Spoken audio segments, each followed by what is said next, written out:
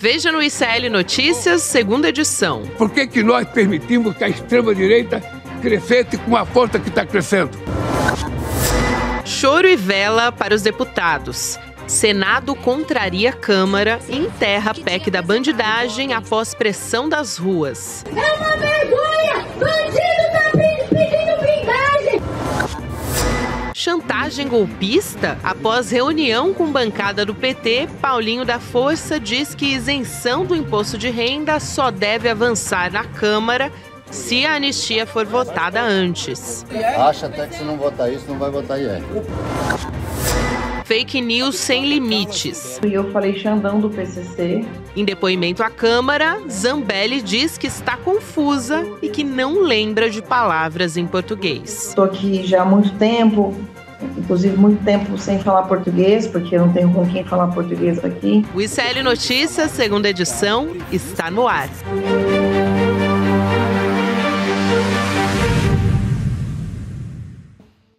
Olá, boa tarde. Seja muito bem-vindo, seja muito bem-vinda. O ICL Notícias, segunda edição, está começando. Já estamos ao vivo nos nossos canais do Instituto Conhecimento Liberta, Eduardo Moreira, no canal da Voz Trabalhadora no YouTube. Boa tarde também para você que nos ouve pela Web Rádio São João, em Quixadá, no Ceará, também na Rádio Cultural, na região da cidade de Torres, no Rio Grande do Sul. E boa tarde também para os meus companheiros de bancada. A gente está voltando aqui aos velhos tempos nessa quarta-feira, dia 24 de setembro. Boa tarde, meus Chicos. Chico ao quadrado hoje, né? Chico Pinheiro. Que prazer, Xará. Chico ao quadrado. Que prazer, Xará, te rever aqui nessa mesa redonda. Maravilhoso estar com vocês. Eu tô num sanduíche de Chicos aqui. Tá vendo? Assim, Muito bem, tá muito bem. bom, meu Muito querido. Cuidaremos com muito carinho de você. Muito bem, Chico. Bom ter você Vamos aqui lá? junto com a gente. Não se preocupem que Rodrigo Viana logo, logo vai estar de volta, tá se recuperando. É só uma gripezinha? Esperamos que seja de verdade, esperamos que né? seja Não uma aquela gripezinha. gripezinha. Já, Mas já é ele bom vai olhar, estar de volta. porque há uma... Eu vi um número aí absurdo de pessoas que estão detectando casos de Covid. Sim. De uma maneira mais branda, porque as pessoas se vacinaram. Isso. Então ela pega de leve, a pessoa acha que é uma gripezinha, mas às vezes é Covid. É, tá rondando a área Certamente, ainda. Sim. O Rodrigo Assora vai fazer exame. Rodrigo Viana. Saúde, pra você. meu A gente querido. continua tomando conta dessa mesa redonda. Deixa o enquanto barraco isso. que a gente cuida aqui por enquanto. E a gente vai a Brasília também para falar sobre essa enterrada da PEC da bandidagem com Heloísa Vilela. Elô, boa tarde para você. Boa tarde, pessoal. Pois é, Olha, eu ouvi já chamar essa quarta-feira de super quarta-feira, porque tudo que aconteceu aqui no Congresso, o que é uma raridade, foi positivo. Então, é um dia especial para muita gente aqui da ala progressista, porque a PEC da blindagem foi para a lata do lixo, de onde ela nunca deveria ter saído. É verdade. Elô, só aqui para trazer os detalhes para todos que nos acompanham, que é a notícia do dia dessa super quarta-feira, como disse a Elô, a Comissão de Constituição e Justiça do Senado foi quem enterrou essa PEC de vez, a PEC da bandidagem. Foi uma rejeição unânime, o que também deixa sem chance dessa proposta ser analisada pelo plenário da Casa. Vamos trazer uma fala agora do relator da PEC da CCJ, que é o senador Alessandro Vieira, que disse que os protestos no último domingo pressionaram o Congresso. Vamos assistir. Ela corresponde ao desejo da sociedade, ao interesse do povo e corresponde também à convicção do parlamento. O parlamento, aqui falando no Senado. É uma PEC inoportuna, inconstitucional, absurda, e ela merece justamente isso, a rejeição por unanimidade. O senhor acredita que as manifestações do fim de semana tiveram peso? Sim, evidentemente, quando você tem o povo nas ruas, você ativa mais atenção por parte dos parlamentares. Foi a Heloísa Vilela que gravou com o senador Alessandro Vieira. Elô, eu também quero saber como é que ficou o clima dessa história aí, né? Porque a gente falava muito sobre os parlamentares que vieram fazendo vídeo de desculpas, né? Depois que tudo aconteceu, depois que a pressão veio, eles sentiram, como dizem, né? Popular, né? Deu ruim. Deu ruim, todo mundo apagando.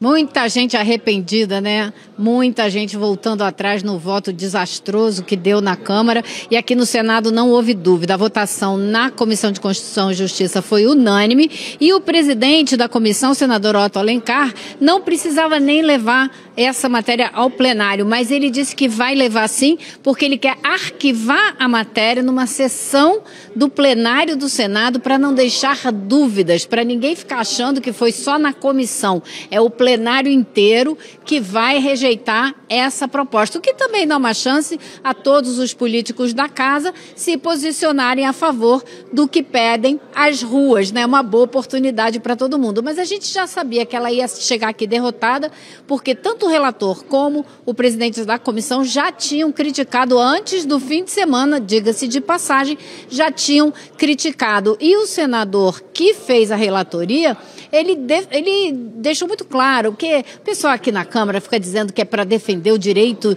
de livre expressão dos deputados, que eles não podem falar nada, que são processados. E ele deixou muito claro, essa defesa, essa proteção já existe na legislação, não precisa de mais nada. Então não adianta ficar inventando historinha para blindar deputado e senador de ser investigado e condenado por crimes, porque era exatamente isso que eles queriam. Outro ponto super ressaltado aqui foi essa intenção de colocar presidente de partido também sendo defendido, apesar de não ter mandato. Então não teve jeito, né, Gabi?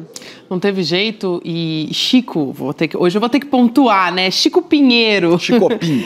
É porque a gente está hoje aqui com os meus queridos Chicos, vamos dizer assim, numa formação antiga, numa das primeiras que a gente teve aqui no N2.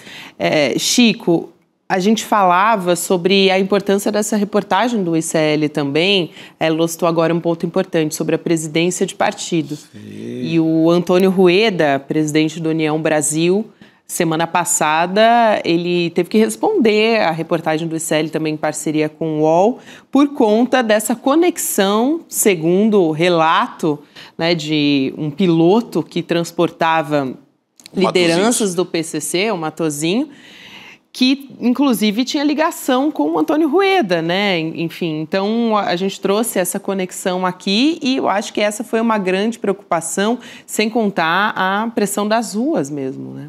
Pois é, o Rueda está na mira da Polícia Federal. A Polícia Federal está naturalmente investigando essa história, né?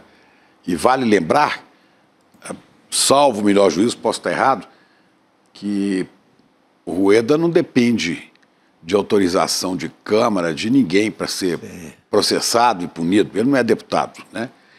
Agora, eu não sei quem foi que eu ouvi hoje, até aqui no ICL, alguém de manhã, né? Algum senador dizendo assim, tem pelo menos 4 presidentes de partido, notem bem, a quem esta PEC estaria favorecendo, estariam livres de investigação. Ora, agora resta saber, são 4 presidentes de partido, não é difícil descobrir quais são os 4, né? Mas você tem presidente de partido, tem o Kassab, né? Tem o Ciro Nogueira, tem o Rueda. Bom, e o Valdemar. O nome dele é Valdemar. Quer dizer, todo esse pessoal, salvo... Diga, Elô. Diga, Gabi. Elô. Só para mostrar para vocês que aqui atrás de mim, vocês estão vendo uma cena aqui inusitada, é o senador Sérgio Moro fazendo discurso a respeito da PEC da blindagem, que ele acabou votando contra, né? A votação foi unânime, ele não teve coragem de ir contra a voz das ruas, mas ele tentou salvar essa PEC, dizendo que ela era justamente uma PEC que tentava defender o direito de livre expressão dos deputados e senadores. E aí agora está aí, fazendo discurso para uma rodinha de visitantes aqui do Congresso. Pois é. A nota, desculpa, Gabriel, a nota melancólica dessa história é a tentativa maluca do ex-juiz de salvar a PEC da bandidagem. Ele tentou de tudo ali de última hora, mas não deu, né? vai, em vez da nota melancólica, uma nota fúnebre. Ele ainda não desistiu, viu, da ideia. Ele continua, ele insiste, né? Continua. A gente tem até a fala aqui do senador Sérgio Moro para as pessoas entenderem o que ele está defendendo, apesar de ter votado contra a proposta, porque ficou com receio, foi pressionado, né? Seria demais rejeitar, todos os senadores rejeitarem, menos ele. Então vamos assistir aqui. Eu apresentei junto com vários pares uma emenda cujo objetivo era muito claro: reduzir a abrangência da proteção apenas para crimes contra a honra. E deixando claro, inclusive, que crimes comuns nós não toleraríamos qualquer espécie de outra proteção. Mas rogo aqui a essa casa que nós possamos discutir esse tema com a devida liberdade e com a devida serenidade em outro momento. Mas é inoportuno, né? Ele não sabe nem politicamente que isso não é legal nessa hora. Não vai passar, acabou. Que falta de inteligência. Agora, olha o detalhe. Ou de tudo. Não está enterrada, está enterrada, mas pode ressuscitar. Sim. É isso que eu quero dizer. Quer dizer, até o fim do ano que vem, não tem mais jeito. Acabou. PEC da bandidagem, da blindagem, que blinda senadores e deputados safados, corruptos, ratazanas. Até tem eleição, então... Mas o ano que vem tem eleição. E se essa extrema-direita, de Sérgio Moro, de Bolsonaros, de Damares, se esse pessoal... A Damares até que foi contra. Mas se esse pessoal ganhar maioria no Senado, eles podem ressuscitar essa PEC, porque eles precisam de proteger os bandidos de estimação. Então, atenção, você que é eleitor, como todos nós, tem que votar com muito juízo no ano que vem. Nós temos o campo progressista, tem que fazer maioria no Senado. Você já sabe quem é o senador pelo seu estado? Olha Chico, hoje... Diga. Olha, Chico, hoje por acaso até eu conversei com uma pessoa que tem, assim, muitas conexões políticas aqui dentro e também com o governo e com o PT, que estava me contando como que eles já estão fazendo um mapeamento muito sério a respeito das eleições para o Senado em todos os estados do Brasil, tentando ver em cada estado o que pode ser feito para que sejam eleitos ou senadores progressistas ou senadores de centro que jamais fechariam com propostas da extrema-direita. Então, tentando manter nos estados uma eleição para o Senado que tem uma configuração de frente ampla, como a gente teve para a eleição do presidente Lula, assim, explicando de uma maneira mais genérica, né? Mas pegando em cada estado a situação para garantir que não sejam eleitos senadores da extrema-direita. O Elo, a gente trazia agora há pouco... essa história da PEC da bandidagem, eu acho que a gente vai falar muito a respeito disso, mas chamou muita atenção e o que levou muitas pessoas para as ruas no último domingo foi o pacote de maldades ali no Congresso Nacional. A gente falou, por exemplo, do Eduardo, daqui a pouco a gente vai voltar a falar sobre ele, e teve também a questão da anistia. Hoje a gente teve uma reunião com parlamentares do PT e o relator do PL da anistia, o Paulinho da Força. A Elô tem bastidores para contar para a gente de como é que foi essa reunião, né, Elô? Eu quero saber, até porque o Paulinho da Força, antes, a gente trouxe aqui aquele vídeo em que ele se reuniu com o Aécio Neves e o Michel Temer, assim, um trio realmente inacreditável. Gravaram um vídeo na penumbra, enfim. É um negócio meio sinistro, né? Pelo amor de Deus. O pessoal gosta dessa coisa. Bizarro, né? Mas olha, essa reunião com a bancada do PT e o Paulinho da Força, eu entrei para fazer umas imagens. E entrei justamente na hora que o Paulinho da Força estava falando. E ele dizia para os deputados do PT que realmente essa proposta da anistia que ele está, o texto que ele está discutindo com as bancadas, com as diferentes bancadas, reduziria as penas dos crimes pelos quais o próprio Bolsonaro foi condenado, e que sim, ela favoreceria o Bolsonaro. Então eu peguei justamente o momento em que ele estava falando isso, o que provocou muita reação dos deputados que estavam lá dentro. Eu ouvi de um deputado, o deputado Raymond me contou que quando estava terminando a reunião, alguns deputados disseram: olha, boa sorte aí no seu intento, na sua tarefa, e que o Raymond pediu a palavra e falou: olha, boa sorte em tudo que você fizer na vida, Paulinho da Força, menos nessa eu desejo que você tenha péssima sorte e não consiga seguir adiante com esse projeto. O Paulinho da Força também se encontrou com a liderança do PSDB, que a gente já sabe o que sai dali, o encontro dele com Aécio Neves, não preciso nem contar para vocês, né? Aquela coisa de vamos mexer, vamos reduzir as penas e tal. Anistia light, como eles quiseram fazer colar, né? Vamos ver quem cai. Era uma promoção de anistia, tinha de tudo que era tipo, né? Era ali um limpa-nomes do Serasa, parecia. E a gente, dessa história aí que a Elô está contando, e ela trouxe informações de bastidores bem importantes aqui, o Paulinho ele admitiu até que esse projeto beneficiaria o Jair Bolsonaro se aprovado. Mas ele concedeu uma entrevista coletiva depois, junto com o líder do PT na Câmara, o deputado Lindbergh Farias, e a gente tem um trecho aqui dessa fala em que o Paulinho da Força ameaçou até, falou que se a anistia não for votada, também a isenção do imposto de renda para quem ganha até R$5 mil por mês não vai. A gente tem essa fala, vamos assistir. Eu vou falar com o Hugo Mota ainda hoje para acertar o calendário da votação, mas acho que tudo leva a crer que é possível votar na próxima terça-feira. Antes do IR?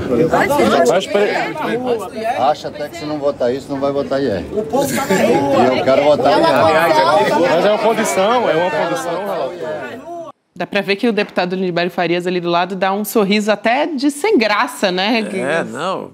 Aquele sorriso que é quase de desespero. Ele respondeu... Né?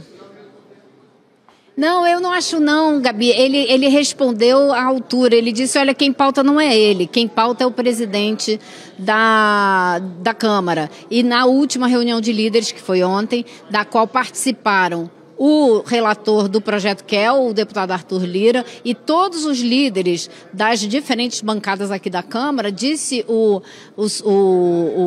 Lindbergh Farias que não havia a menor dúvida que essa matéria será votada na quarta-feira da semana que vem.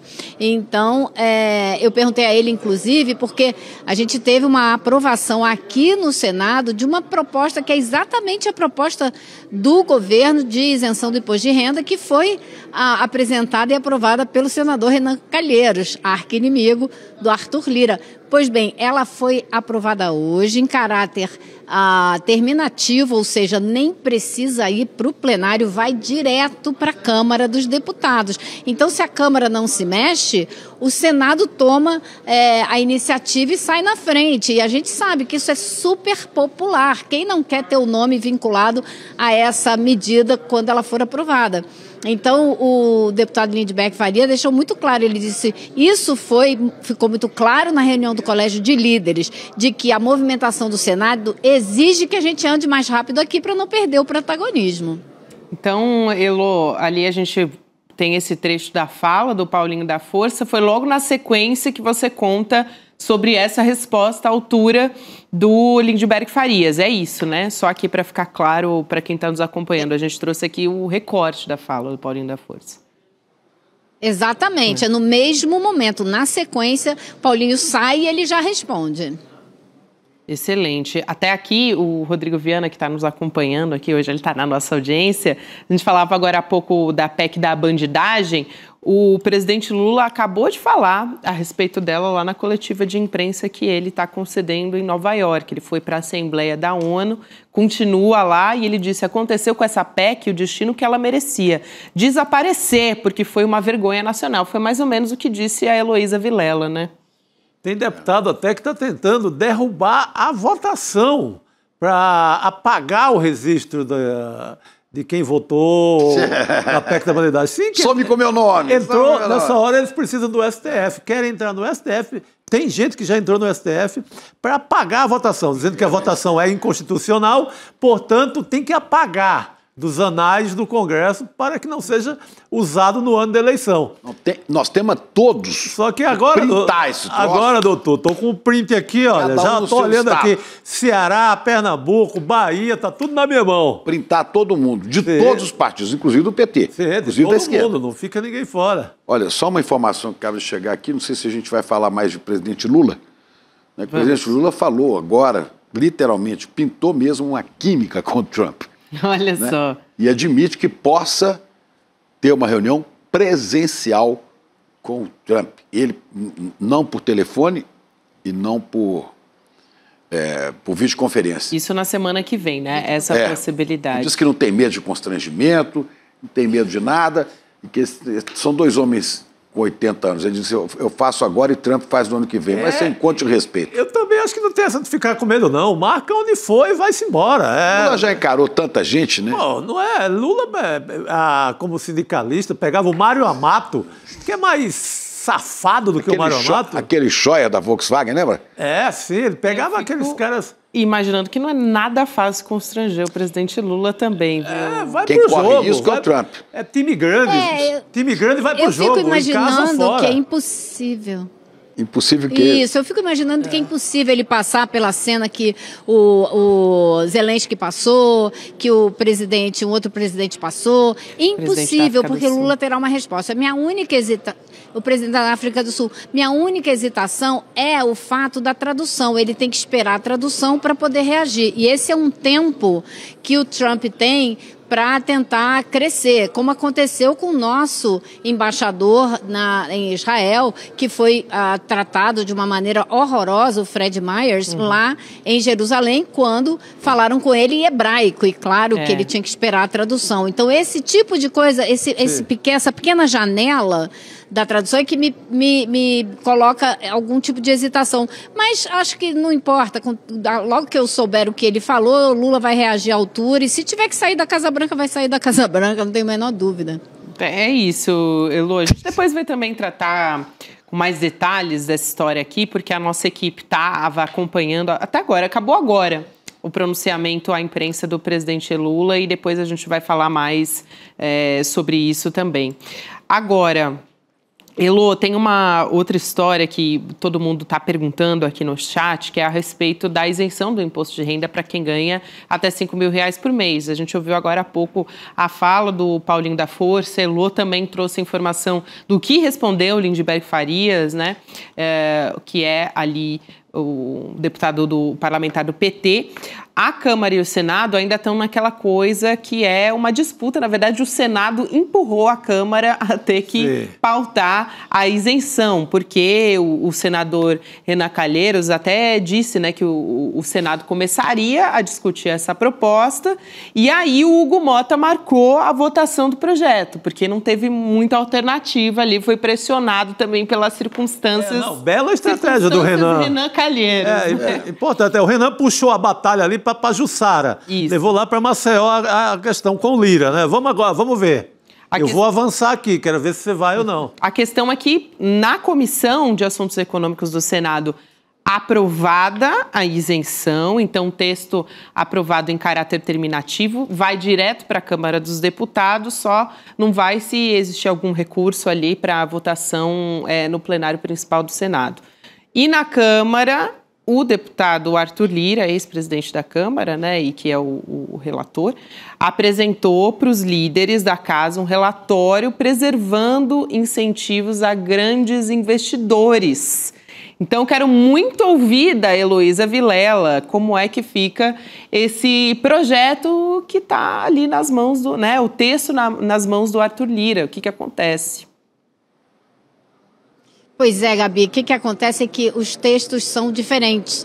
O projeto que foi aprovado aqui no Senado e foi aprovado por unanimidade na Comissão de Assuntos Econômicos, ele é o projeto do governo Lula. Ele tem os descontos dos mais ricos para compensar a isenção para os mais pobres, ipsis literis. E o projeto do deputado Arthur Lira não é exatamente assim. Ele alivia para diversas medidas que o governo queria tomar. Então, vai ter diferença. E agora está uma discussão aqui, que projeto tem que ser o principal? Porque na hora que vem o do Senado, ele é mais antigo. Porque o senador Renan Calheiros, espertamente, né, que entende o funcionamento do Congresso muito bem, pegou um projeto de 2019 do senador Eduardo Braga e somou esse projeto do governo a ele. Então, passa a ser um projeto que está tramitando há muito mais tempo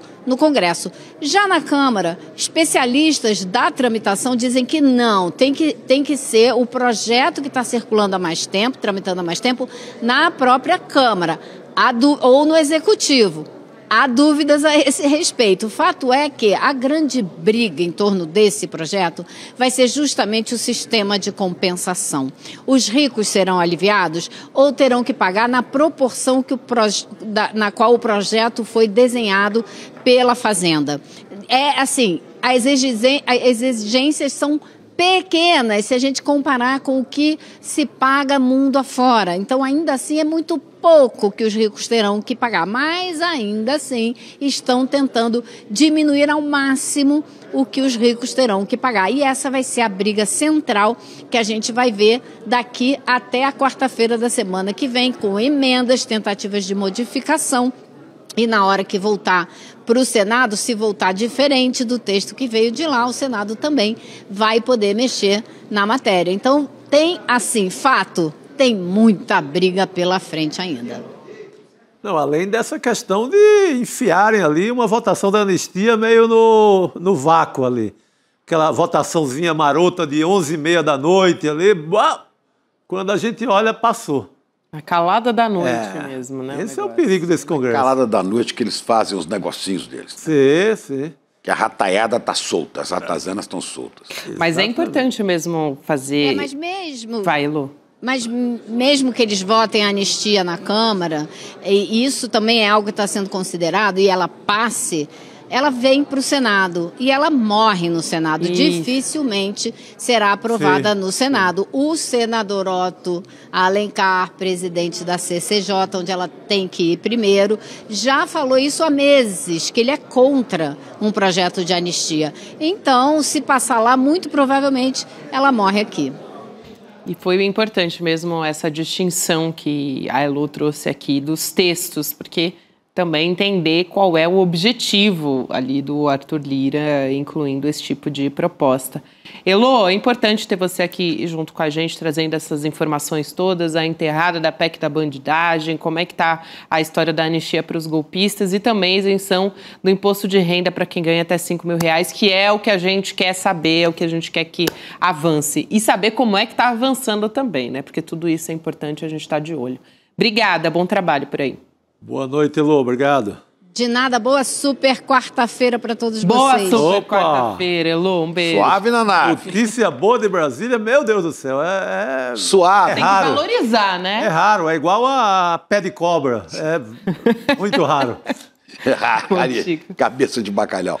Por aí, é nesse universo. É raro. Suave na nave em plena quarta-feira, né? Pois que alívio isso aí. O Chico Sai ICP... A gente tem nesse domingo agora, já que a gente está falando aqui de isenção para quem ganha até R$5.000, um curso do Eduardo Moreira sobre liberdade financeira. Aproveitando essa conexão aqui para lembrar você que vai ser no domingo, 28 de setembro, 8 horas da noite. Você não pode deixar de fazer a sua inscrição em crn2.com.br, porque é lá que você vai saber como, né, o que fazer com o seu dinheiro, porque é um guia para a liberdade financeira. E também, para você ter uma autonomia, cuidar do seu dinheiro é fundamental para o futuro da sua família, né? Para conseguir planejar coisas. Todo mundo quer planejar, enfim, fazer um curso, né? Saber, enfim, qual que é o sonho que você tem e o que você quer fazer com esse dinheiro. Então, importantíssimo.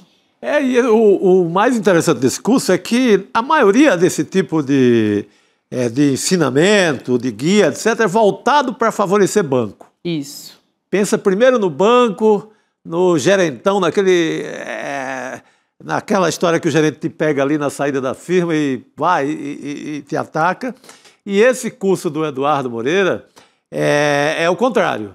Primeiro você, depois vem o banqueiro lá no final da fila. Sem contar que não vai ter enganação, né? Que é aquela coisa, como que você faz um montante de dinheiro em um mês, em uma semana? Não existe isso.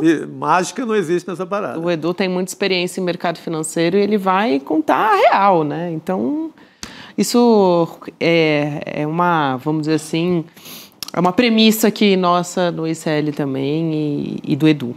Então, a gente acompanha no próximo domingo, fica o convite para vocês.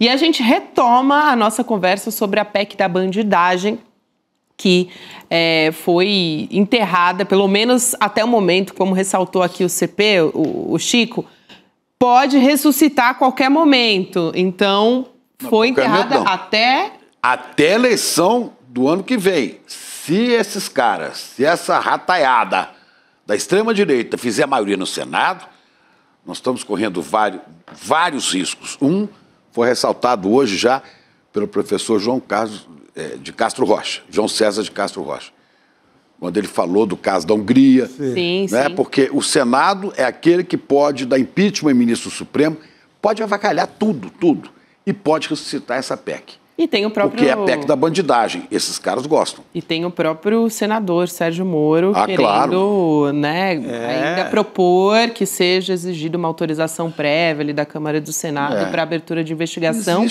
no âmbito de crimes contra a honra. Então vamos chamar a Cris Serra aqui para conversar com a gente. Cris, boa noite para você.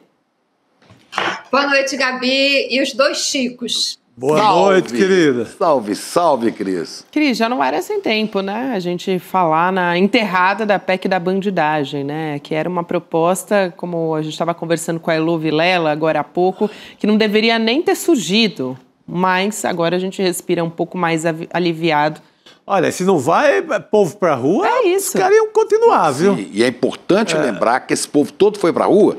Primeiro sinal, só isso, que eu vi disso aí, foi quando eu abri aqui nas redes e estava Caetano Veloso, grande mano Caetano, chamando o povo para a rua. Caetano, né? Eu sei que depois, para arquitetar tudo aquilo ali, certamente, né, teve a participação também de uma grande arquiteta, que é a Paula Lavigne, juntar aquela turma no Rio de Janeiro e se espalhou pelo país. Nós podemos fazer e devemos fazer mais vezes, porque esses bandidos do parlamento só têm medo de povo. Principalmente perto de eleição. Sim, só vamos assim. para a rua. Qualquer coisa agora, vamos para a rua. Boa, Chico. Cris. Como vocês disseram, é uma vitória das ruas. E, Chico, já que você mencionou, eu quero dizer que eu estava lá. Meninos, eu vi aquela manifestação do Rio de Janeiro no domingo, foi uma coisa espetacular. Foi no Brasil inteiro, né? A gente viu um mar de gente para defender o nosso país, para defender a democracia, enfim, para defender a nossa soberania e contra essa PEC da bandidagem.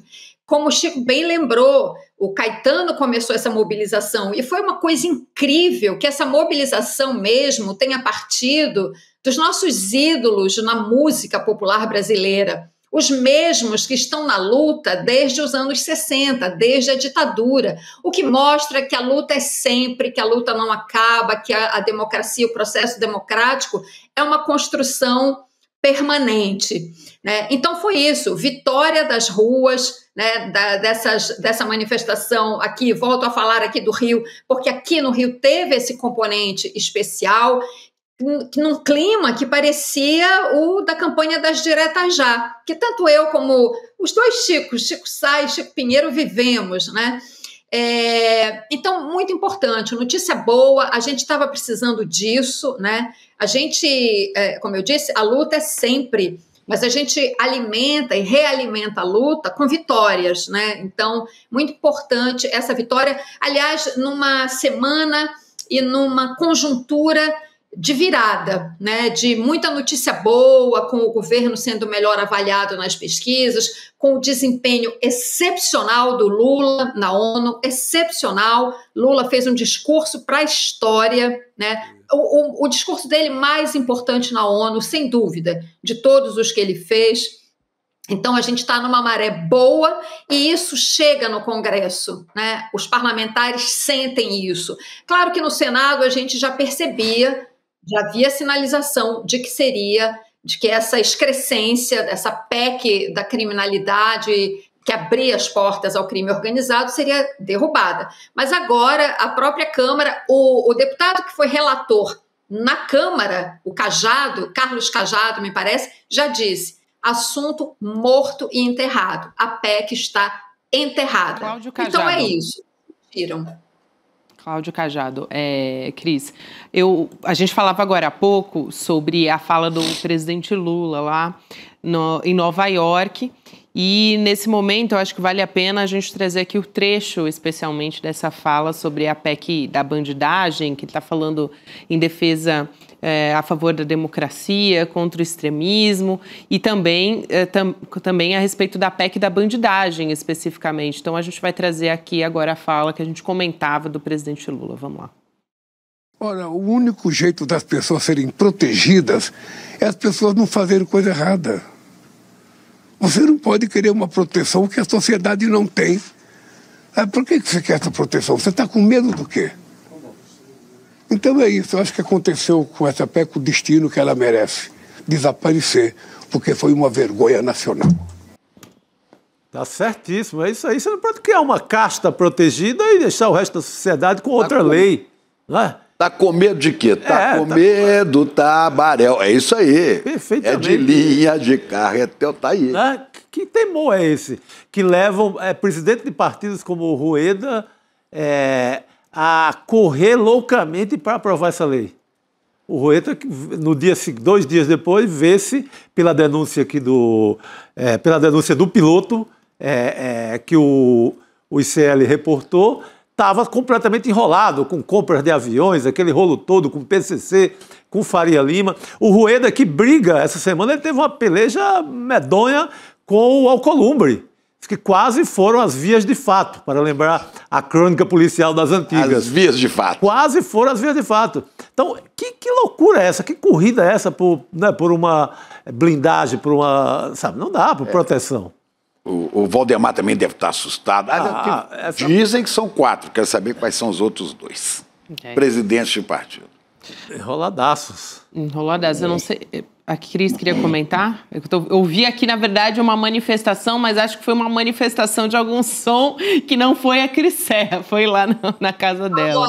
Diga, querida. Uma moto passou aqui cantando pneu, como se diz. Não, a fala do Lula é perfeita e se casa muito bem com outra coisa que ele falou no seminário que ele participou sobre democracia, né? Quando ele fala sobre o extremismo, por que o extremismo também está ganhando espaço em tantos lugares no mundo?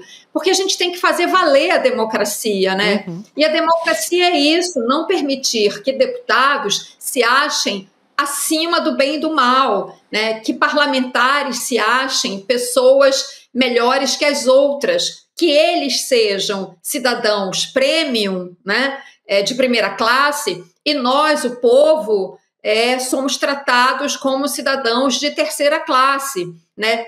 Democracia é não permitir que haja essa distinção, né? Todos são iguais perante a lei.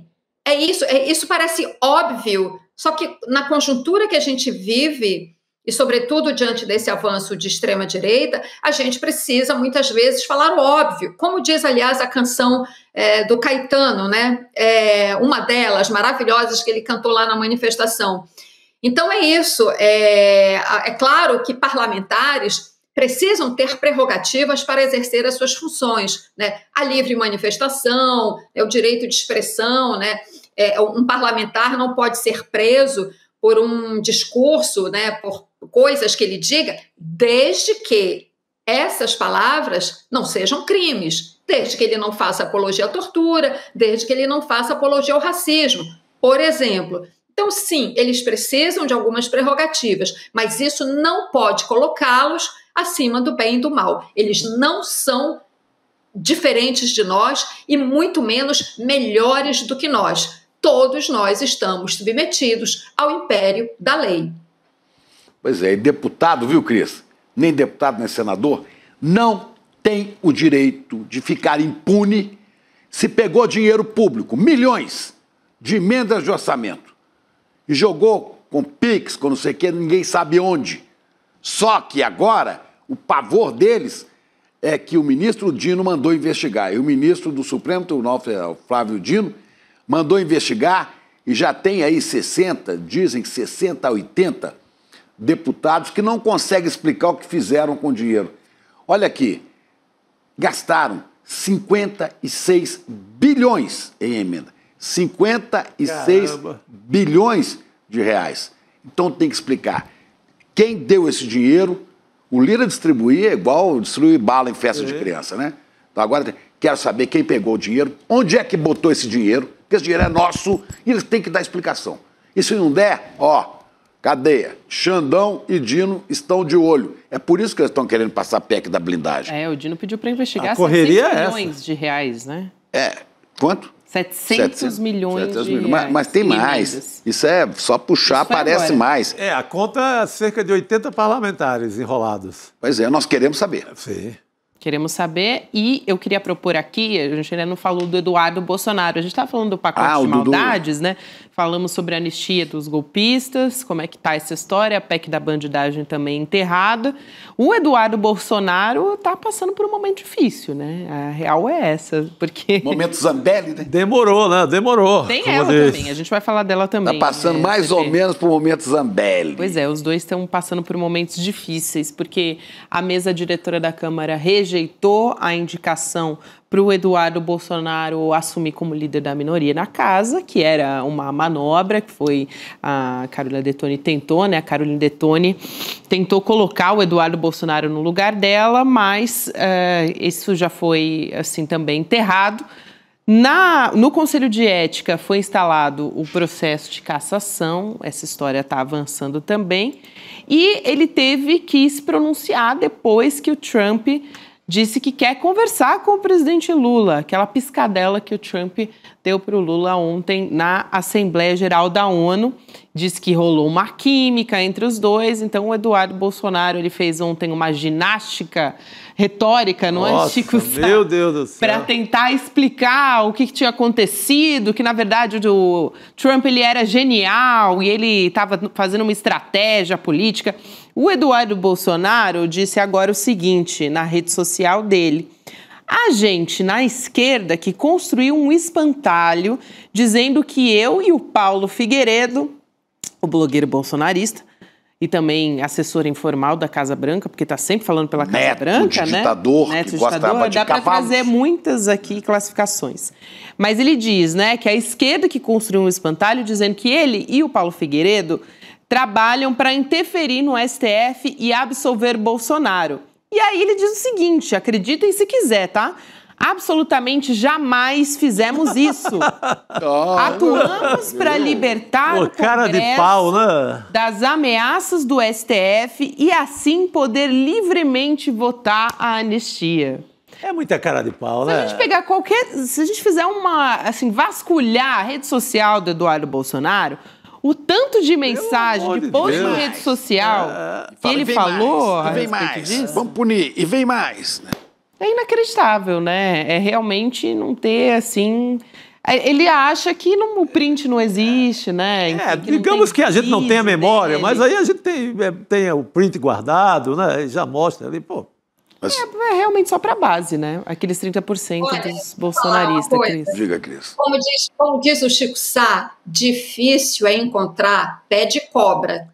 Provas do que o Eduardo Bolsonaro fez é a coisa mais fácil, não precisa ser investigador, não precisa ser um gênio da investigação policial para encontrar provas de que ele está agindo o tempo todo como traidor deste país. Ele que é um deputado federal, eleito para defender o povo, né? Eleito por São Paulo, né? Com uma votação excepcional que ele teve. Né? É um agente sabotador do Brasil hoje nos Estados Unidos. Agora, ele de fato está tendo uma má notícia atrás da outra. São várias, né? Uma, o processo, a investigação lá pedida pela PGR, né, STF, outra na Comissão de Ética da Câmara, a reação do Trump à presença do Lula na Assembleia Geral da ONU. Eles realmente não esperavam. Veja só, o único chefe de Estado mencionado pelo Trump foi o Lula. O pai dele não é sequer lembrado, não foi sequer mencionado no discurso do Trump. Eu não estou aqui com isso querendo dizer, o Trump falou do Lula, olha que legal. Não, o Trump é uma pessoa que não dá para confiar, um líder fascista, mas ao mencionar o Lula, da maneira como mencionou, reconhece sim que precisa dialogar com o presidente do Brasil. né? E não menciona o seu principal desafeto, digamos assim. Então, isso doeu nesse Eduardo Bolsonaro. Claro que doeu. Eles esperavam, certamente, uma defesa enfática que o Trump fizesse do pai deles, né? Os Bolsonaros. E não fez, ao contrário, reconheceu que precisa dialogar com Lula, que é tudo que ele, Eduardo, tem feito para sabotar. Então, más notícias por todo lado, né? E ainda com a possibilidade, vejam só como o mundo das voltas, né? De que o relator, a relatora do processo, né, de cassação do mandato dele na Câmara, seja a deputada federal Duda Salabert. Ela está na lista tríplice. Bom, o presidente vai escolher entre os três. A deputada Duda Salabert, que foi perseguida da maneira mais vil por Eduardo Bolsonaro, quando ela se candidatou, né? Ele fez um discurso de ódio de uma maneira tão violenta contra ela, que ela foi perseguida, né, nas redes sociais, apanhou nas redes sociais e tudo mais, enfim, né? E veja agora as voltas que o mundo dá. Agora, não tenho muitas ilusões, porque a composição do Conselho de Ética, ela é o próprio presidente da comissão, eu faço confusão, comissão ou Conselho de Ética, enfim, da instância que vai examinar o caso do Eduardo Bolsonaro. Ele já disse que a composição, né, daquela instância é de tendência, é de direita, né, é mais à direita. Então, não tenho muitas expectativas com relação à cassação dele, do mandato dele. Seja como for, ele está enfrentando dificuldades. Agora, ele é uma pessoa tão perturbada, né, que ele vive num processo de negação. Ele continua falando que pode ser candidato a presidente do Brasil, né, caso o pai não possa mesmo ser candidato. Então, você vê que é uma personalidade muito perturbada, né, e diante de tantas más notícias, parece que está surtando cada vez mais. Vai ficar doido, igual biruta de aeroporto em ventania. Vai rodar. Porque aí é o seguinte, ele já perdeu o privilégio de ser líder da maioria, porque está fora do país, e o Mota, que já está assustado também com a sua própria situação, estão todos para falar de Antônio Rueda, estão todos com a Rueda na mão. O Mota falou, opa, é bom caminhar com isso aqui, senão eu que vou levar uma cacetada aqui já. Né? Então, já não conseguiu a liderança. Está sendo aberto um processo de cassação e não está garantido que o delegado, não sei o quê, que é o deputado, né? São três, a Duda Salabert, um deputado do PSOL do Rio e um delegado. O delegado, naturalmente, é bolsonarista, delegado. Mas ele também é o seguinte, ele vai ter medo de dar o delegado Marcelo Freitas, né? Marcelo Freitas. Do União Brasil, tem a Duda Salabert, ambos são de Minas, e tem também o Paulo Lemos. Ano que vem tem eleição para deputado. Se esse cara tiver juízo, né, ele pega o clima das ruas, pega a visão das ruas e fala, se eu votar aqui para arquivar, para absolver o Eduardo, eu posso ter problemas. Agora, só uma coisinha que eu estava reparando aqui do encontro do Lula, que a gente vai falar disso ainda, né? Vamos. O Lula deu uma coletiva, né? E eu queria chamar a atenção para o seguinte, primeiro, o encontro do Trump com ele, um estava saindo, outro estava chegando, esse encontro não foi por acaso. Claro que não foi por acaso, né? Os caras têm assessoria. O Trump queria encontrar o Lula, né? Ele ouviu todo o discurso do Lula, que bateu nele, bateu com altivez. Sim, bateu sem pesado. Citar o nome, mas para bom entendedor está ali. Eu não tolero líder autocrata, não tolero, o Brasil não está disposto a aceitar quem ataque a nossa soberania, a nossa democracia. E a hora que o Trump quis falar com ele, né, sabendo que está falando com o presidente do Brasil, que é um sujeito autêntico, altivo, grande, né, ele não ouviu I love you, que nem o Jair, né? Sim. E o Trump falou, tá bom, obrigado aí que você love me, né? Não, falou I love não. Deu uma rapidinha e o Trump pediu para fazer uma DR, quero discutir a relação, porque a situação para ele também, nos Estados Unidos, está ficando difícil. O Trump chama a conversa exatamente... O quê? Não, lá, Chico, perdão. Não, por detalhe favor. muito rápido. A ONU vazou a foto do Trump assistindo ao discurso do Lula, né? Porque a foto foto do Trump assistindo ao discurso do Lula é do fotógrafo da ONU. Isso só pode ter sido a ONU que divulgou essa foto, né? Sabe o que é? É que ele viu o discurso do Lula, viu o tamanho do Lula, viu a altivez do Lula. E foi preciso falar com esse cara. Né? O valentão como o Trump fala com o outro porque se sente desafiado. Agora, com puxa-saco que chega para ele e fala I love you, ele não quer conversa.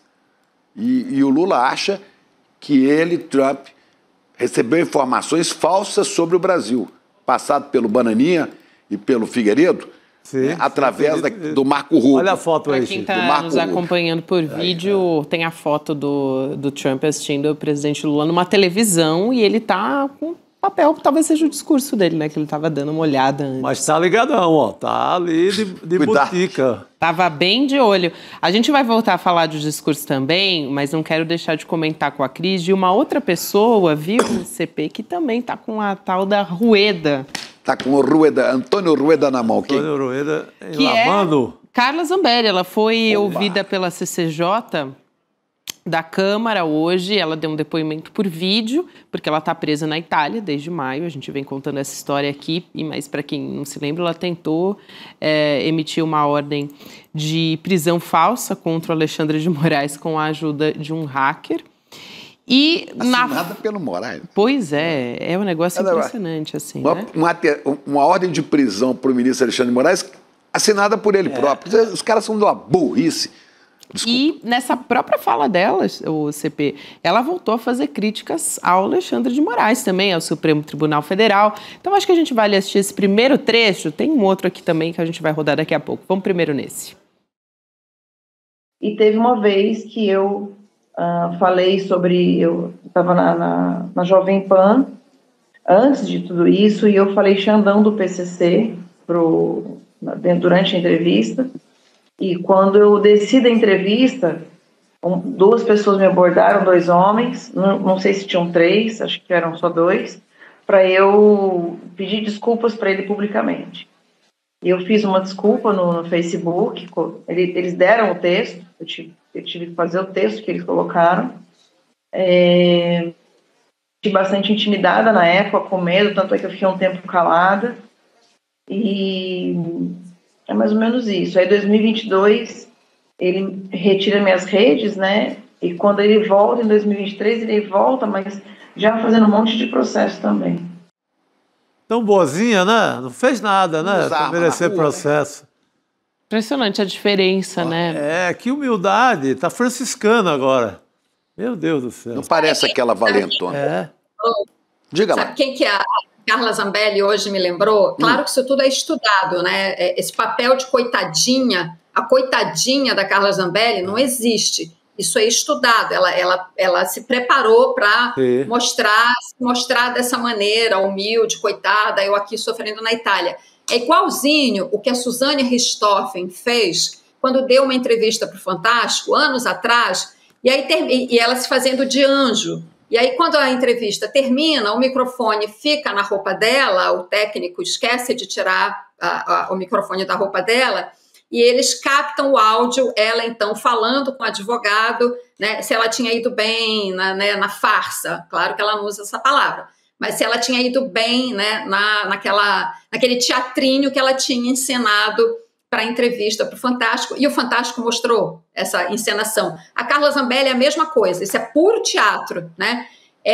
Agora, ela é uma personagem também tão perturbada, igualmente, como eu falei há pouco do Eduardo Bolsonaro, né? Esses personagens histriônicos do bolsonarismo, ela é outra perturbada, que está também em processo de negação da realidade, dizendo que ela falou, eu vou ser solta daqui a pouco. Ela não vai, né? Mas insiste nesse personagem, né?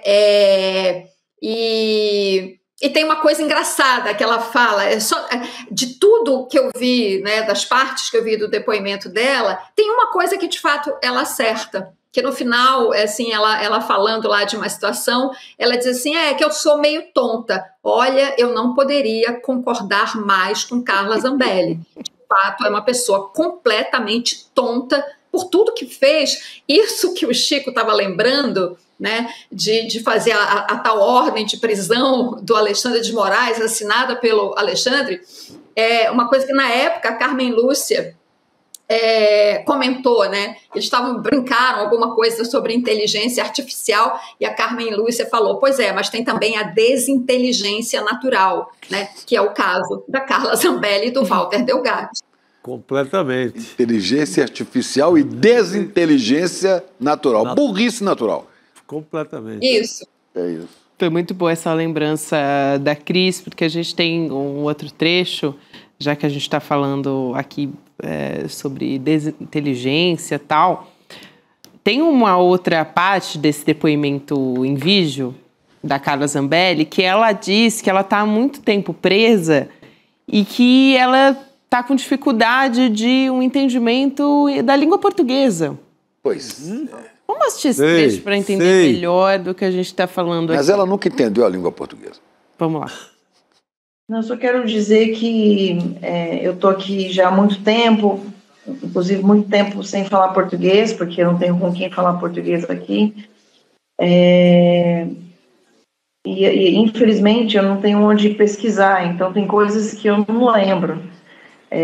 Não me lembro e não tive como pesquisar para poder te falar. Mas eu estou confiante que tanto você, Vossa Excelência, né, Diego, quanto os meus colegas que estão aí vão saber fazer justiça, porque o Brasil não merece mais viver esse tipo de injustiça.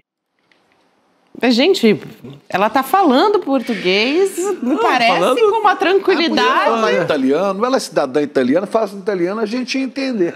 E ela disse que está com saudade da internet, né? Porque ela quer um computador, porque ela não tenho como pesquisar e tal, ela quer ver o que ela fez no verão passado na internet. Ela chegou na Itália em junho. Sim. A gente está em setembro. É tão desinteligente que, olha só, pelo menos se ela tivesse ficado nos Estados Unidos, onde ela estava, até agora, pelo menos, ela estava sob proteção do laranja, do cabeça laranja. Porque o Trump estaria segurando a onda dela. O Eduardo está lá e tal. Era mais ela jogo. Ela foi para a Itália, se ferrou da Itália, meu. Ela fez o cálculo porque ela tinha dupla cidadania e achava que por isso... E ela saiu nesse caminho todo da fuga fazendo live. Esse povo é maluco, né, cara? Fazendo live pelo caminho. Live em Miami, live não sei aonde. Aqui, ó, eu aqui. A Interpol só seguiu. Não botando no Instagram, né? Cheguei em tal lugar, olha aqui que legal. É o que eles fazem. Agora, São Paulo elegeu uma bancada que, pelo amor de Deus, já que você falou, Chico, do próximo ano, cara, o Eduardo Bolsonaro, 700 mil votos, a Zambelli, que eu acho que é quase isso também. Ricardo Salles. O Eduardo Bolsonaro, desde fevereiro que ele não anda em São Paulo, que bancada a São Paulo elegeu, pelo amor de Deus. E elegeu o governador Tarcísio, que agora, hoje eu vi a entrevista dele, agora à tarde, um trecho de uma entrevista dele, ele está muito assustado. Você viu que ele sumiu, né? O Tarcisinho... Ele deu uma... submergiu. Ele apareceu para falar mal da PEC da bandidagem, né? É isso que eu ia falar, né? Aquele grande dia com o boné do Trump. Agora ele está meio assustado, o negócio da PEC da bandidagem, e hoje, falando para um pessoal lá, disse, eu vi a gravação dele, você viu ele falando, dizendo que defendendo a PEC, não, denunciando a PEC, contra a PEC da bandidagem. Contra. Falando mal. Eu disse defendendo, o seguinte, foi um ato falho. Eu não sei, mas eu não preciso dizer se você for defendendo. Ele falou, porque eu concordo que tem que ser enterrada essa PEC, porque quando os deputados não sabem interpretar a vontade do povo, dá errado. Então, né, e ele está falando para a PEC da bandidagem, mas está também, né, costeando uma lembrado da anistia. Quer dizer, daqui a pouco ele entra em choque frontal com o Jair, porque com o Eduardo já está queimado. Eu não sei o que ele vai fazer. Ele vai ser candidato, você acha, Chico? Não, reeleição em São Paulo. Acho que agora... Com riscos. Com riscos. Sim. Ele pode ser eleito governador de São Paulo, porque tem a máquina na mão, e tem o interiorzão de São Paulo aí que está cheio de gente atrasada, retrógrada, burra, reacionária, ricos, burros, bolsonaristas. Mas tem muita gente no interior que vai abrindo os olhos, gente que não sabia bem para onde ir, não vai aceitar mando de voto, e se tiver um candidato competitivo aqui, o Tarcisinho pode ter que voltar para casa. Eu escalaria a Simone Tebet para dar um susto nele. Dois. Só para dar um susto. para a reeleição ficar, opa, não vai ser essa moleza, cima não. do palanque, meu, não é fácil. Num debate, ia acabar com ele. Agora eu só queria, pra gente, não sei se a Cris ainda quer falar da Carla Zambelli, mas eu não posso deixar de trazer aqui, o Chico Sá, principalmente, uma pergunta muito pertinente que o Bernardo Cotrim, da nossa equipe, me passou. Porque ele me perguntou, já que a Carla Zambelli desaprendeu português, segundo o que ela estava dizendo aí no depoimento em vídeo que a gente viu agora, não aprendeu o italiano, será que ela virou o Aldair? Me perguntou aqui o Bernardo Cotrim. É a pergunta de um flamenguista, né? O Aldair, que jogou na Itália e que esqueceu o português. Ele tinha um sotaque italiano. Ele esqueceu o português, acontece. O Belchior queria esquecer o francês, o Aldair e a Carla Zambelli esqueceram o português. Então eles estão ali, né? A 200 km por hora, Aldair e Carla Zambelli lado a lado, realmente. Eu sou mais Aldair, belo zagueiro, jogava muito. Só isso explica. Craque, né? Craque. Diferente, né? Enfim. Ô, Cris, agora a gente... Eu queria aproveitar a sua presença aqui, a gente estava aqui explorando um pouco essa história da Assembleia da ONU, você já falou a respeito disso também, e eu comentei, você também comentou, sobre esse momento em que o Lula estava falando em defesa da democracia contra o extremismo, porque teve esse evento especificamente, que foi uma edição de um evento, o Lula estava coordenando lá na ONU, tinham lideranças de mais de 30 países também. Então, ele estava falando para uma iniciativa justamente que quer combater a deterioração das instituições, desinformação, discurso de ódio, né? Enfim, e também desigualdade social. Então, são bandeiras, claro, do nosso tempo, que é muito importante, também do presidente Lula, que fala muito a respeito disso. E ele tem uma fala que é bastante interessante sobre uma lição de casa que a esquerda tem que fazer. Acho que vale a pena a gente trazer esse trecho ainda com a Cris Serra, para a gente poder falar a respeito disso. Vamos lá, então. Ora, o único jeito das pessoas serem protegidas é as pessoas não fazerem coisa errada. Você não pode querer uma proteção que a sociedade não tem. Por que você quer essa proteção? Você está com medo do quê? Então é isso. Eu acho que aconteceu com essa PEC o destino que ela merece. Desaparecer, porque foi uma vergonha nacional. Então a fala do presidente Lula, Cris.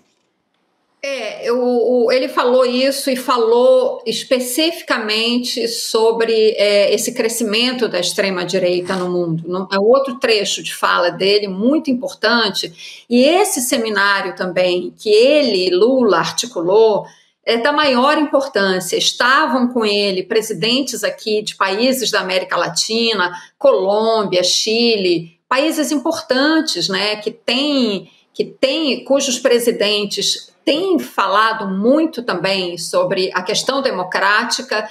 O presidente do Uruguai estava lá também, o Pedro Sánchez, né, chefe de governo da Espanha.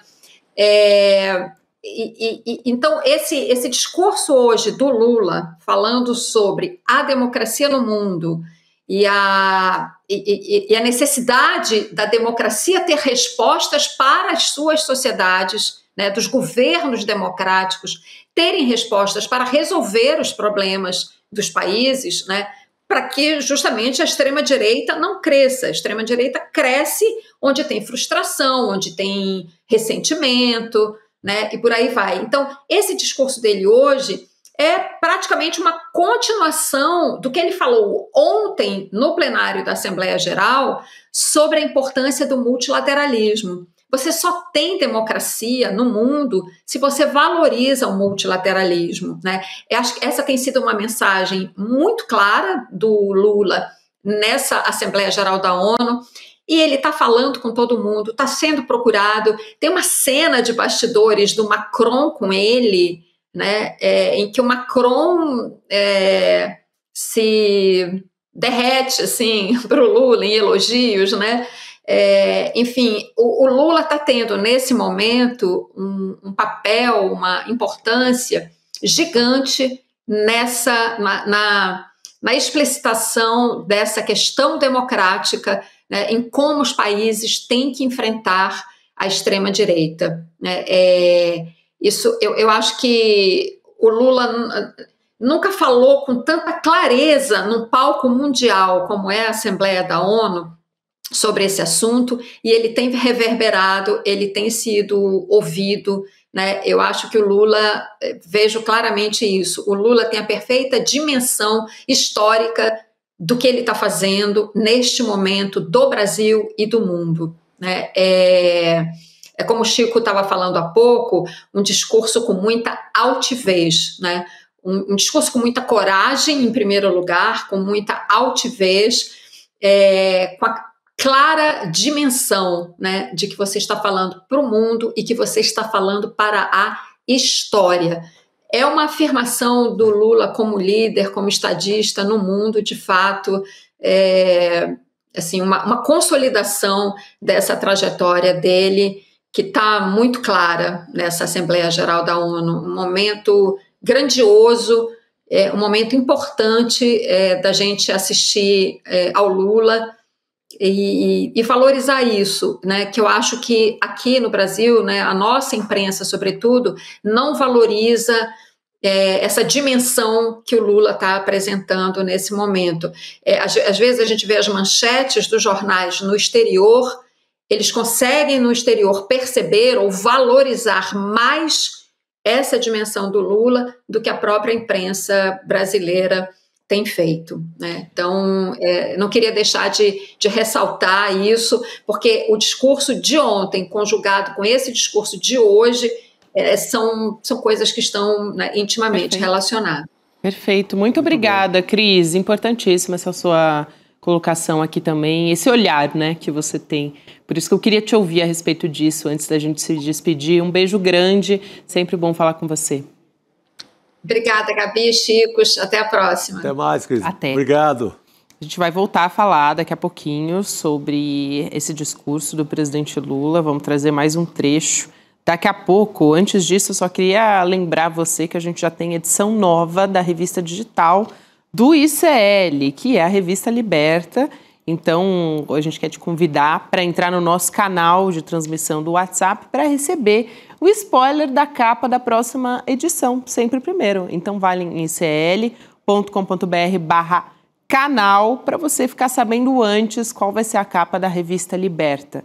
A gente falou na segunda edição dessa revista, da nossa nova revista digital, sobre o assunto do momento, que é democracia dos Estados Unidos em ruínas, com a capa do Aroeira, ilustração do Aroeira, uma super arte muito forte para falar desse momento. Então, se você quiser saber qual é a próxima capa da revista Liberta, vai no nosso canal. Para você que me acompanha pela televisão, por exemplo, dá para você apontar o seu celular para a tela. Aqui do lado esquerdo da sua tela você tem o QR Code também. A gente continua falando sobre Lula na ONU. Agora há pouco eu falei sobre uma lição de casa para a esquerda que o presidente Lula disse que a gente tem que fazer. Então, vamos assistir a esse trecho agora e a gente volta com o professor Leonardo Trevisan. Vamos lá.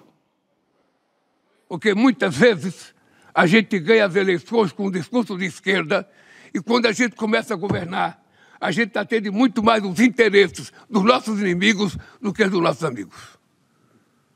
Muitas vezes a gente governa dando resposta a que a imprensa publica sobre nós. A cobrança do mercado, a necessidade de contentar o mercado, a necessidade de contentar os adversários e muitas vezes os nossos eleitores que foram para a rua, que apanharam, que foram achincalhados, sabe, são considerados por nós sectários e radicais. E a gente começa a não dar atenção a eles e dar atenção àqueles que falam bem da gente. Esse é o fracasso da democracia. O que nós deixamos de fazer? E eu acho que nós deixamos de fazer muitas coisas que, no segundo momento, eu pretendo dizer o que nós deixamos de fazer. Então, eu penso que antes da gente procurar a virtude do extremismo de direita, nós temos que procurar os erros que a democracia cometeu na relação com a sociedade civil. Como é que nós estamos exercendo a democracia nos nossos países? Se a gente encontrar essa resposta, a gente volta a vencer, sabe, a direita. Se a gente não encontrar resposta, a gente vai continuar sendo sufocado pelo negacionismo, pelo extremismo e pelo discurso fascista que nós estamos vendo agora. Professor Leonardo Trevisan chegando aqui para conversar com a gente. Muito boa noite. Que fala forte essa do presidente Lula, hein? Falando que a gente governa mais para os adversários do que para os aliados. É uma reflexão interessante. Eu acho que ele, primeiro de tudo, né, sobre isso, bom, primeiro de tudo, boa noite, Chico Pinheiro, boa noite, Gabriela, boa noite, Chico Sá, boa noite a todos que nos escutam, né? Primeiro de tudo, eu acho que a gente tem que reconhecer um fato, né? Não é qualquer um que está falando isso, né? Olha a história política do presidente Lula, né? Anos de sindicalismo, né? Outro dia, eu brincando sobre que o Lula teria medo do Trump, eu falei, desculpe, eu acho que depois do que ele aguentou lá na Paulista 1313, acho que ele não tem muito medo, não. Exato. Então, eu acho que quando a gente olha para esse quadro, né, talvez a gente tenha que colocar isso na dimensão histórica, né, de quem fez as viradas e as mudanças que o presidente Lula fez. Né? Não foram poucas. Né? Então, as conquistas, as mudanças, né? A gente, por exemplo, quando eu me refiro ao presidente Lula, ao primeiro mandato, ao segundo mandato, eu sempre faço com os meus alunos que eles meçam, não é, a capacidade, a devolução de poder real ao salário mínimo. Isso aí é um detalhe, né? Vocês lembram bem a guerra que foi isso, para ele dar aumento real no salário mínimo? Vocês lembram disso? Né? Isso é exatamente o que ele está falando. Né? Quando a gente olha para esse quadro, a gente entende exatamente do que ele está falando. Governar para quem? Né? Talvez, né, quando nós olhamos para a derrocada, para praticamente o encerramento da experiência social-democrata por toda a Europa, que nós temos que reconhecer é esse ponto que Lula destacou, esse dedo na ferida que o Lula colocou. Né? Para quem que a social-democracia europeia acabou governando? Né? Que tipo de medo ela nutria? Né? Que tipo de mudança ela prometeu e não cumpriu? Né? O que o Lula está comentando com todas as letras, né, é algo que a gente poderia chamar de um estelionato eleitoral. É disso que o Lula está falando. Né? Não façam, porque aqueles que precisam não vão esquecer. Não façam. Né? E quando a gente olha para certas derrocadas de governos que foram eleitos, às vezes reeleitos, e no processo da reeleição, entregar os pontos, exatamente tudo que o Lula disse. Né? Atender, contentar o mercado, ele não precisa dizer mais nada além do que o que ele disse. Né? Nós estamos olhando claramente para uma derrocada de um processo. Havia uma expressão, talvez vocês lembrem, né? Havia uma expressão nos anos 90, que era uma expressão que simboliza tudo isso que o Lula fala. Né? O poder você pega, o poder é como tocar violino. Você pega o violino com a esquerda e toca com a direita. Né? A social-democracia europeia fazia esta imagem um fato. Né? Ela fazia promessas à esquerda e governava à direita. O resultado disso foi só o acirramento do radicalismo de extrema direita, que acolheu todos os desesperados desse processo. Ele tem toda a razão. Né? Talvez quando nós olhamos um pouco para isso, na dimensão histórica dele, nós entendemos melhor, não só no Brasil, nós entendemos melhor fora do Brasil. Né? Talvez, né, quando as pessoas marcam e simbolizam, né, que a figura do Lula é uma figura popular, talvez seja porque a população que mais precisa disso não o vê dessa forma. Esse é o ponto. Né? Não o vê dessa forma. É curioso, né? Onde é que o presidente Lula tem a sua reserva eleitoral? Quando você olha para esse processo, talvez você entenda aquele não permitiu que parasse de dar aumento real do salário mínimo. Lembra disso? Sim. Então, quando você olha para esse quadro, ele talvez tenha que ter uma dimensão histórica, porque se ele tiver só uma dimensão local, você não entende a profundidade dessas palavras. Essas palavras têm um aviso sensato. Né? Não repitam os erros, né? Porque esses erros são contumazes e há um engano enorme de imaginar que a população não tem memória política. Ela tem sim, principalmente quando dói. Quando os salários perdem poder de compra, eles têm incrível memória política sobre os anos em que era possível recuperar poder de compra com o salário. Né? Eu estou falando da experiência brasileira. Se a gente for falar de experiência de social-democracia e tudo mais, nós vamos ver outros quadros. Né? Se a gente quiser brincar com as ideias, a gente pode olhar para a derrota de Joe Biden exatamente por esse processo. Ele, nos 2 últimos anos, ele cuidou mais, né, de certa forma, tranquilizar o mercado e recuperar posições em determinados setores da economia americana, esquecendo o que ele tinha prometido. Né? E 6 milhões de democratas, de voto democrata, ficaram em casa, e o resultado foi o que foi. Então, eu acho que o Lula está fazendo um alerta que serve para muitos territórios e para muitas mentes progressistas. Conquistar o poder não quer dizer mantê-lo. Conquistar o poder quer dizer, de alguma forma, evitar estelionato eleitoral. É esse o recado. Chico, eu não sei se você, rapidinho, gostaria de comentar essa fala do presidente Lula, mas eu queria muito trazer também aqui uma apuração de bastidor e que certamente o professor Leonardo Trevisan vai poder avaliar muito bem, porque ali no discurso que a gente acompanhou agora há pouco do presidente Lula, ele foi questionado na coletiva de imprensa se esse encontro, essa possibilidade de encontro com o Donald Trump seria presencial, enfim, como é que seria? Ele não descartou essa possibilidade, mas qual que é a questão? Uma apuração aqui da nossa jornalista Juliana Fadul, da nossa equipe do ICL Notícias segunda edição, de que depois que o Trump falou que queria conversar com o Lula na semana que vem, o Mauro Vieira, ele foi à CNN Internacional, o ministro das Relações Exteriores, dizer que a conversa deve acontecer por telefone ou videoconferência. O que apurou a Juliana Fadul?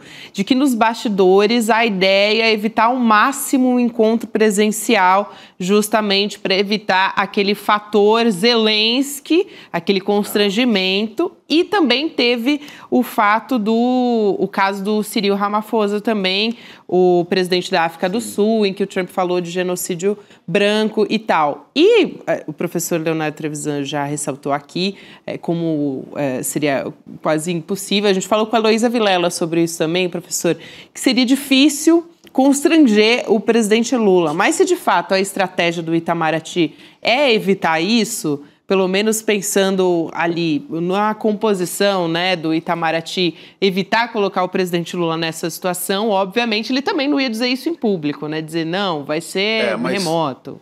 Ninguém diz para o presidente Lula se ele pode ou não pode. Se ele cismar que vai, ele vai. E se ele for, quem vai ficar em apuros é o Trump. Ele põe o Trump no bolso, viu? O cara chega lá, o Trump chega lá para falar de escada rolante, de teleprompter, o Lula chega lá e faz o discurso estadista. Hoje eu vi. Meninos, eu vi. Agora mesmo, eu estava mexendo na internet aqui, antes de começar o jornal, e vi um cara dizendo, extraordinário, o maior discurso da ONU, não sei o quê. Eu fui ver o cara, né, é uma pessoa que eu respeito, mas não tem nada a ver com Lula, é o Marco Antônio Villa, o professor Marco Antônio Villa, que fala lá na Jovem Pan, né, dizendo, ninguém pode falar nada, é o discurso mais altivo, mais bem feito, né, e o Trump ficou embasbacado vendo isso. Então, ele não, se ele der uma de besta em cima do Lula, para tentar fazer o que fez com o Zelensky, ele vai passar uma descompostura no Trump, porque o Trump perde o rumo. Eu acho que ele aproveita muito a humilhação. O Trump tem humilhado muito quem o bajula permanentemente. Puxa saco. Hoje ele pega, por exemplo, o Milei e foi uma humilhação. Ele dá como presente para o Milei um Twitter dele, um post dele impresso, como fosse um quadro, como fosse uma obra de arte. E o Milei exibe ali como fosse algo para o Louvre, para o museu, para um grande museu do mundo. Então, quem vai muito nessa posição de capacho acaba sendo muito humilhado. Mas o professor lembrou das negociações do Lula na Fiesp. Poxa, o Lula, naquele tempo da barra pesada da Fiesp, era uma Fiesp alinhada ainda com a ditadura militar. Era uma Fiesp que havia, há pouco tempo, financiado a tortura, como a gente tem naquele filme Cidadão Bolense. Então, não é uma coisa qualquer, era o Lula negociando com essa gente, com o Mário Amato, que dizia que se o Lula ganhasse a eleição, todo mundo ia embora do Brasil, que os empresários iam embora para o Brasil. Então, esse ex-sindicalista que vai conversar com o Trump, né, professor? Olha, sobre esse ponto, né, a gente tem duas situações. Né? Eu tendo a concordar, sabe, com o Chico Pinheiro, de que a expressão do Chico é muito boa, né? Se ele se meter a besta, eu acho que o passado do Lula vai aflorar, né? Se meter a besta, o passado do Lula, ele vai lembrar como é que a dona Lindu daria a situação, né? E eu acho que ele vai deixar as coisas mais claras, né? Mas eu acho que o presidente Lula, né, não é interessante encontro presencial. Porque eu acho que a diplomacia do Itamaraty, o profissional do Itamaraty, foram um pouco nessa linha. Todos eles que fizeram encontros presenciais com Trump, com o presidente Trump, chegaram numa condição de submissão. Chegaram numa condição de... Eu vim aqui pedir um favor. Vamos tentar restabelecer aqui a conexão com o professor Leonardo Trevisan, enquanto a gente restabelece. Só complementar aqui a apuração da Juliana Fadu, o que os diplomatas falaram para ela. E o professor Trevisan ele também ia explicar algo que seria alguma estratégia dos diplomatas.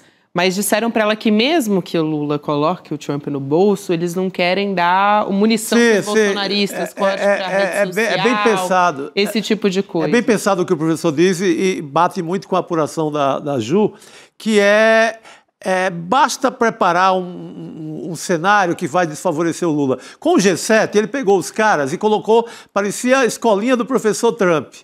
Ele colocou carteiras, o que gera uma imagem de humilhação também suprema, e ele ali, num andar acima, num batente acima, assim, né? num batente acima, os caras embaixo e ele fica de umas carteirinhas, pareciam as carteirinhas de estudo infantil ali, do Jardim da Infância. Então, o que ele pode armar é esse circo que gere imagens de humilhação. Nem sei se tem que ser na Casa Branca, né? Por que tem que ser no salão dele? Não.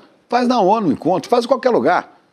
Marca lá para a base de Alcântara. Isso. Marca lá para o Maranhão. Faz um Bumba Meu Boi com ele. Voltou o professor Leonardo Trevisan. Professor, por favor, a gente quer muito saber a sua avaliação. Agora sim. O encontro Lula-Trump. Aquele problema eterno de Las Brujas. Las Brujas existem. Eu comecei a falar disso, caiu a linha, né? Brujas. Tá bem. Vamos lá, vamos acreditar nisso e a gente sempre bom humor, sempre dá um bom motivo para a gente dar uma risada, né? O que eu acredito é que o Itamaraty, de alguma forma, percebeu, né, que há um ritual, não é?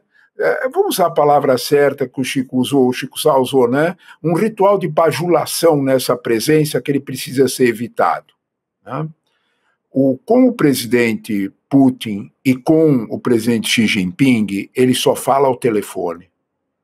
Quando ele precisou falar com o presidente Putin, ele colocou tapete vermelho no Alasca para receber o presidente Putin.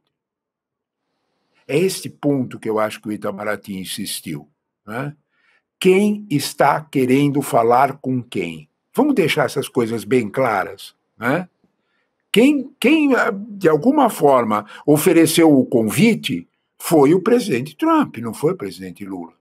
Foi ele que disse, eu quero me encontrar com ele. A semana que vem eu vou me encontrar com ele. Não foi o que o presidente Lula disse. É nesse contexto exato que o Itamaraty firmou posição. Ele olhou para aqueles personagens políticos, para aquelas personas políticas a quem o presidente Trump trata de igual para igual, e não com um espírito de submissão. Quem quer falar com quem é você conosco. Você liga. Tá? É nos nossos termos também, não é só nos seus. Nós sabemos muito bem que vocês chamaram de o efeito Zelensky, é constante. A gente lembra do Zelensky, lembra do Ramaphosa, né? Mas se a gente olhar com alguma cautela, vocês lembram o que aconteceu com Macron?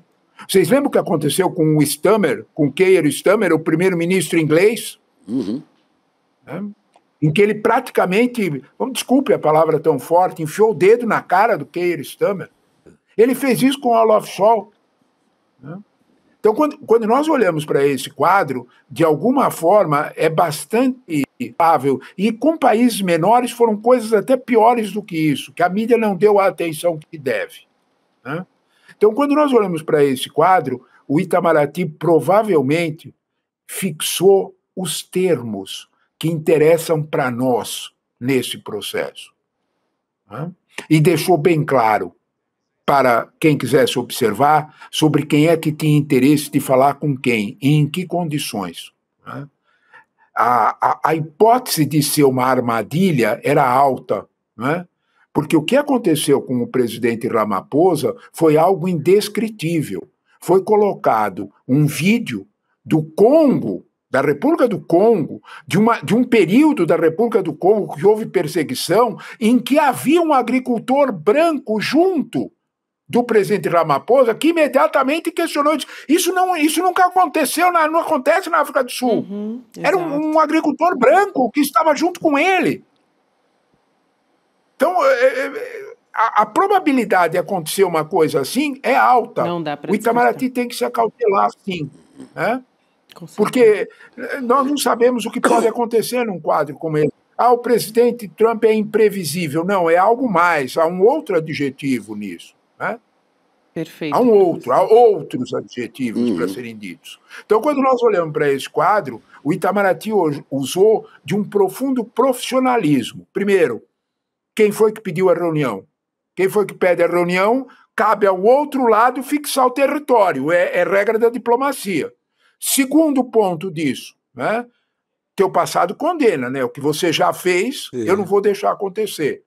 Terceiro ponto que eu acho mais importante, quem é o estadista?